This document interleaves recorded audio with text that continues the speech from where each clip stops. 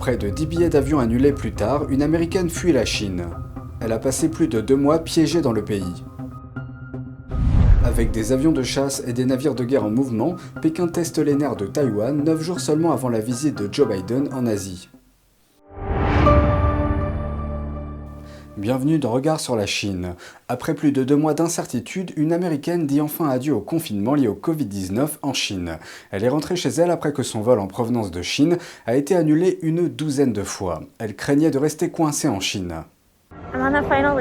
Je suis sur la dernière étape de mon voyage et je voulais juste dire un rapide au revoir à tout le monde en Chine. Il y a beaucoup de gens vraiment adorables ici et j'espère que vous survivrez à ce confinement avec le moins de douleur possible. Depuis 65 jours, l'américaine Laura Hudson s'est donnée pour mission de quitter la Chine. Elle a quitté son poste d'enseignante à Changchun, ville du nord-est de la Chine, le 8 mars pour des raisons sans rapport avec la crise sanitaire mondiale. Mais la ville a annoncé un confinement 3 jours plus tard. La ville a alors fermé tous les transports publics, y compris l'aéroport, et a ordonné à ses 9 millions d'habitants de rester chez eux.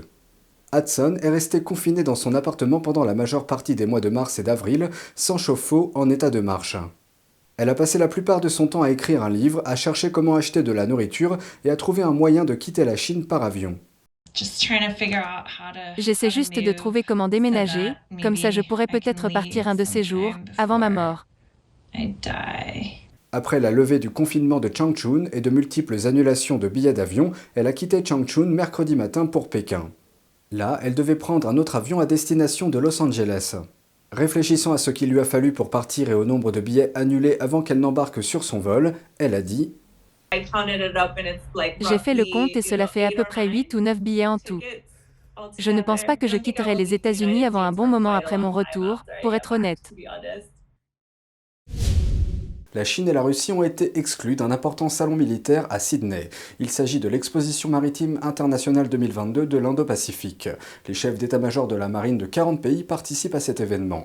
La Chine a été invitée à la conférence dans le passé, mais pas cette année. La marine royale australienne a invoqué la détérioration des relations pour justifier le refus de l'invitation de Pékin.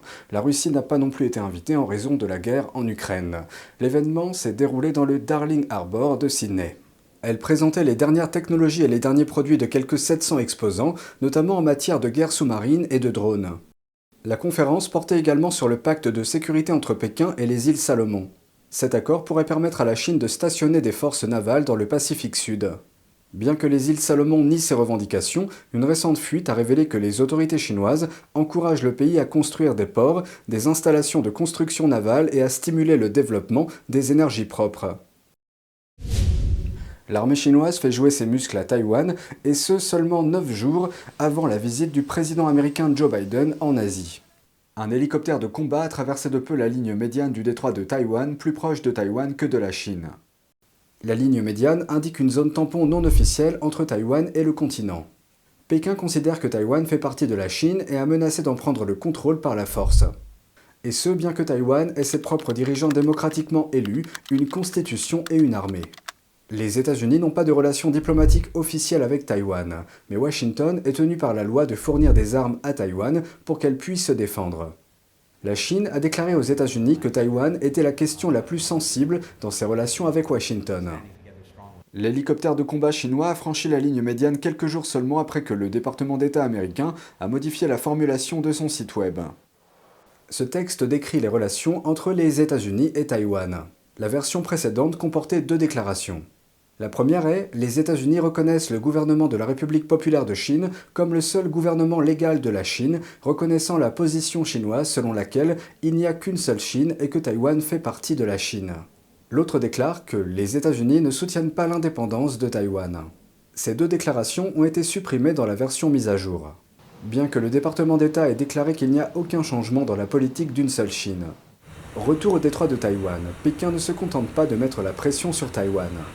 Le ministre de la Défense du Japon affirme que 8 navires de guerre chinois ont traversé le détroit de Miyako et sont entrés dans l'océan Pacifique. Le détroit de Miyako est un endroit sensible. Il n'est pas loin de Taïwan et est situé entre 2 îles du Japon.